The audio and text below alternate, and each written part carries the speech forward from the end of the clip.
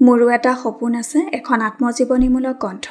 ইয়াত সন্নিৱিষ্ট হৈছে কঠোৰ সংগ্ৰামেৰে পাৰ কৰা ডক্টৰ মাউতৰ শৈশৱ, কৈশোৰ তথা জীৱনৰ ঘাত প্ৰতিঘাত।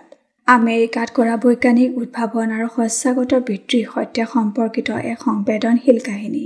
গ্ৰন্থখন মূলতঃ 4টা খণ্ডত বিভক্ত কৰিছে, য'ত আছে প্ৰথম খণ্ড শৈশৱ। লেখকে সেই সময়ছোৱাত সন্মুখীন হোৱা বিভিন্ন সংঘাতৰ বিষয়ে লিখিছে।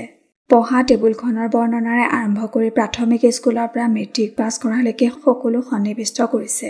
দ্বিতীয়টো খণ্ড সংঘাতত উচ্চতৰ মাধ্যমিকৰ শিক্ষা গ্ৰহণৰ পৰা আৰম্ভ কৰি টাটা মৌলিক গৱেষণা প্ৰতিষ্ঠানত বিজ্ঞানী হিচাপে যোগদান কৰা সময়লৈকে কৰি যোৱা বিভিন্ন সংগ্ৰামৰ মাজেৰে আগবাঢ়ি যোৱা সময়খিনি বৰ্ণনা কৰিছে।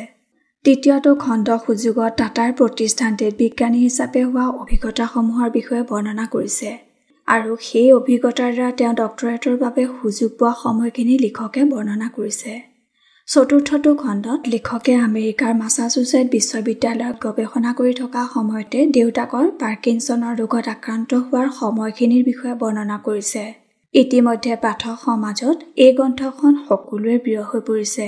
বিশেষকৈ ছাত্ৰ-ছাত্ৰীসকলৰ বাবে এই গ্ৰন্থখন অতিকৈ প্ৰেৰণাদায়ক, যাৰ জৰিয়তে অনুভৱ কৰিব পাৰি যে শিক্ষাৰ ক্ষেত্ৰত দৰিদ্ৰতা কেতিয়াও বাধা হ'ব নোৱাৰে।